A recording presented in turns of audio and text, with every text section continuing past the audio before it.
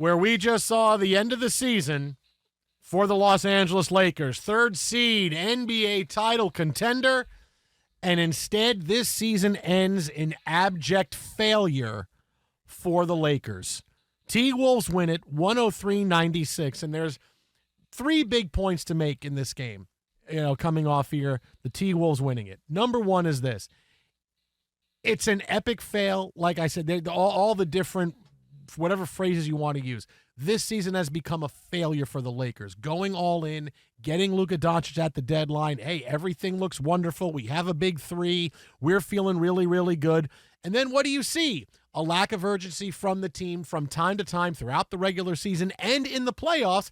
And you saw a lack of urgency to start the game for the Lakers when the T-Wolves got out to a big start, when this should have been the Lakers out 11-2, because that's what happens in Game 5s at home when teams with pride say enough is enough, we're sending this thing back for Game 6. Instead, it was the Lakers trying to feel their way into the game. They never really took control. They led by a point. They led by a couple of points once, and that was it. And the T-Wolves can win this game where they shoot 7 for 47 from three-point range. And TJ, clearly 747, not the flight the Lakers want to be on.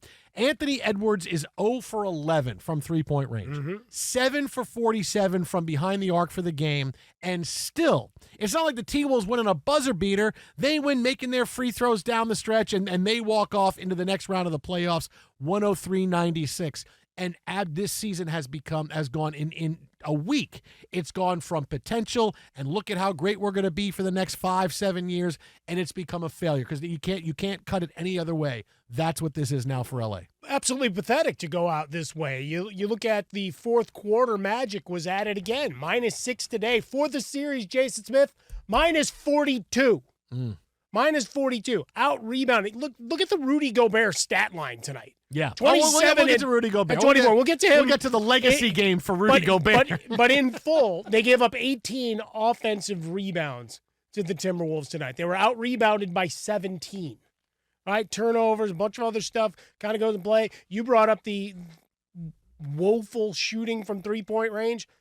T-Wolves also missed 9 free throws. Like, they did everything they could. They didn't play to great. give you an opportunity to great. come and take this game, which the Lakers, at least for a moment, looked like they were going to. Started to flow a little bit. You actually got some substitutions in there, part of it because of some health concerns. Luka left for a minute.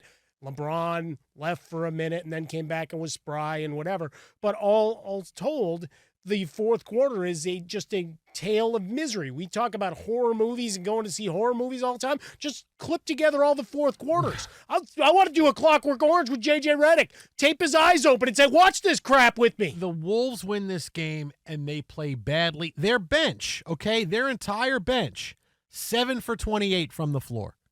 Their entire bench. And they played, a lot. DiVincenzo played 32 minutes. Reed played 21 minutes. Alexander Walker played 25 minutes. They chucked up 21 three-pointers between them. DiVincenzo and Alexander Walker. You don't win a game like this. This is a game where, okay, we go back and try to close them out. And that's why this is such an abject failure for the Lakers. This should be a game they should have just walked in and won. And they tried to walk in and win instead of playing without a big sense of urgency to begin with. I watched them play and I just said, they are so far from being the top of the Western Conference. They are so far. This is not where, next year with more time for Luka and LeBron. Luka and LeBron had a pretty good partnership from the beginning. There was not a lot of buying in and figuring things out and figuring out the offense and figuring out who's going to play where.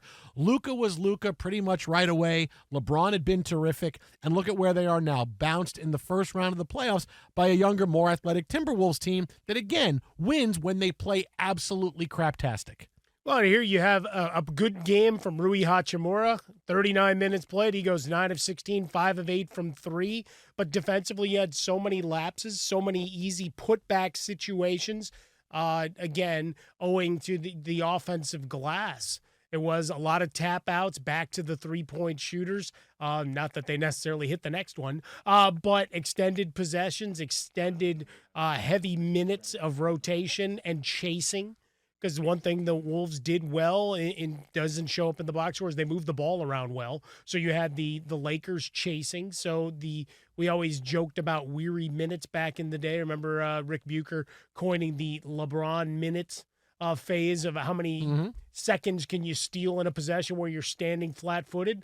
They tried. They could not do that against this Timberwolves squad tonight. Kept them moving, and it got ugly. I mean, they only gave up 44 points in the second half, right?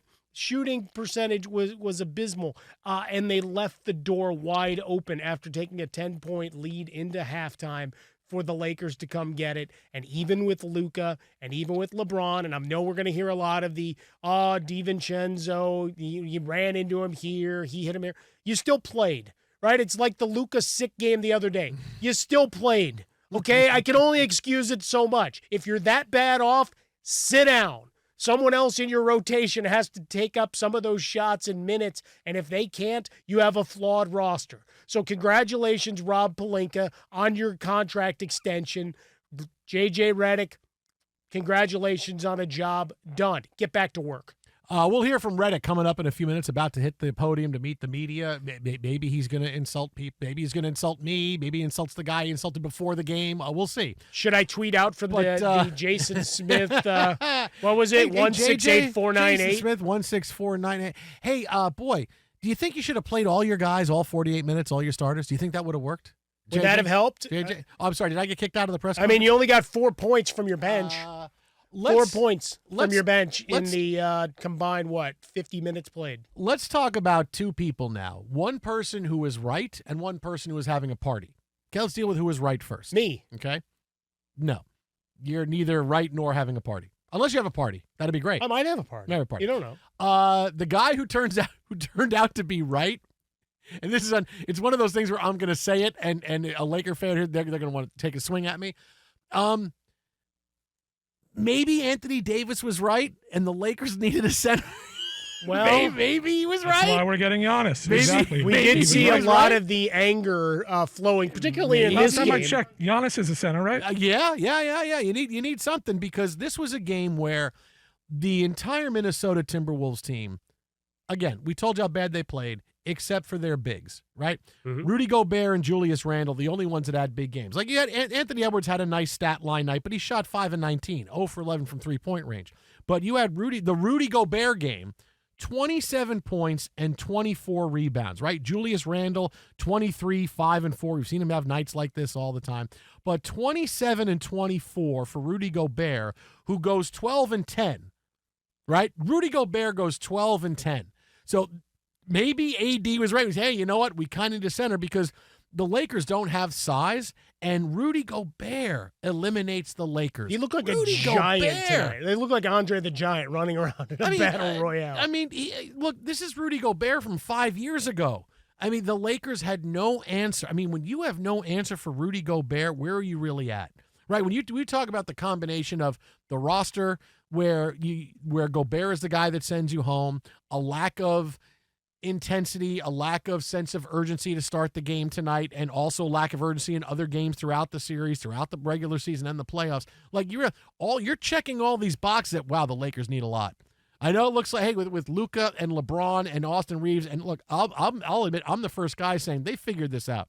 This is the playoffs where things get going, and this is where LeBron steps up, and he says, okay, I take the lead role from Luka a little bit because this is my time now. It's the playoffs. And instead, they're home in 5 games, in a game where they go home where the T-Wolves play this kind of game. Miles Finch had all those ideas in that notebook. Miles Finch.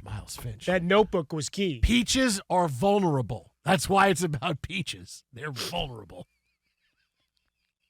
But talk about the interior of the Lakers' defense being vulnerable on every possession tonight. I think we should take a $30,000 bath on these books, but the children love the books.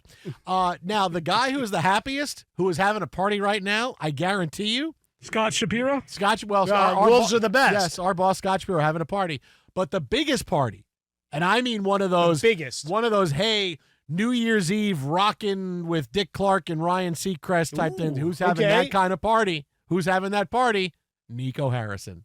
Oh, yeah. The Nico Harrison party is off the hook. I told you Luka has no stamina. I told you defensively. Luka, you have to hide him. He can't help you. Look at what happens. This is what happens, Larry. And right now he's calling everybody going, hey, come on over to my party. Look, I'm right after all. They won as many rounds in the playoffs as we did. I was right. Come on over to my party, Tim McMahon. Come on, man. Come on. Let's go hang out. Let's go have fun. Oh, see, I was right. I'm available for all kinds of interviews tomorrow. Call me. I will be answering my phone. It's from 6 a.m. All the crazy morning shows. I'll talk to Desperate Dave in the morning and Eddie. I'll talk to guys in Helena, Montana. I'll talk to guys in Sioux Falls. Whoever you call me, I am ready for my interview. That's Nico Harrison. Well, what is funny is go back to the day of the trade. We were talking about it from the long term of Luka, whether he's going to sign there or not. I mean, it's $100 million that you cost the guy. I think he would have signed a supermax. All of those things. You've now alienated Dirk Nowitzki. But from a basketball perspective, I would have liked to see that iteration of what the Mavericks had assembled. We never got to see that, right? Mm-hmm. Between AD getting hurt, Kyrie getting hurt, all of those things didn't happen. But for Nico Harrison, the dumbest guy alive, like he did it in a vacuum without ownership saying, hey, do this, right? It's not just one guy making this move, that no chance in hell. But for him, he's validated, at least in the moment. And you could say, all right, over 10 years, let's see what the track record is. Guess what? Show is right now. Scoreboard is what it is. Nico Harrison's going to take his victory lap because down the stretch, and the fourth quarter collapses. Time and again, right? That's when your guy or guys, and this is where I think LeBron's getting a little more of a pass, as I warned you he might in the grand scale, because it becomes about Luka, is that in the fourth quarter, again, minus 42, minus 6 tonight, in a quarter where you held the Timberwolves to 22, you still mustered just 16 points. Yeah. It doesn't make sense, right? Again, abject failure for this season has become a failure. And what did I tell you? When we were talking about boredom and whatever, it's like, I still think there's some flaws. And certainly you have a lot of trust issues from old JJ Redick with the roster that was given to him by Rob Pelinka. And you had two guys that get no coffee because they sure as hell were not closers in this series. None for you, Doncic, and none for you, LeBron. Terrible. Where does he rank now all time? LeBron, how far does he fall? This is an absolute failure. Although for LeBron, I will say this. No one person could have accomplished this by themselves. Yeah, this is where everybody, we're going to get to everybody here. LeBron and you, Luka, and you, Redick, and you, Pelinka, and you, Austin Reeves, and you, Gabe Vincent, for taking that 30-footer with 40 seconds left in the game. Yeah, all you guys. JJ, Mike Harmon, Fox Sports Radio. You had 50 combined minutes played by your bench tonight. They scored a total of 4 points. Do you think you should have used them so much? And then I would duck. Yeah, no, I know. Then they would grab you and throw you out. That's what would happen. Do you think I'd have a size 14 whizzing past my head? There goes Harmon. We're not going to see him again. He walked off like he was Costanza. Oh, what the season went from so much promise, so much everything, so much we can run the Western Conference to, wow, look how far away the Lakers are. I can't wait for the Knicks to hold their beer tomorrow. What an absolute. If the Knicks lose tomorrow, we're still playing, so it's okay. Well, I'm sure we'll lose. The next game, too. Yeah, it's okay. 2 beers. But, buddy, just worry about getting Giannis to the Lakers now, okay? That's the Knicks your number one thing. are going to double fist the Lakers beers. Get Giannis to the Lakers, right, Trev? Try to get some That's kind exactly what this does, because it exposed LeBron. He's done. Some kind of package surrounding Austin Reeves and Rui Hachimura for Giannis. Only dummies think the Lakers got Luka for this season.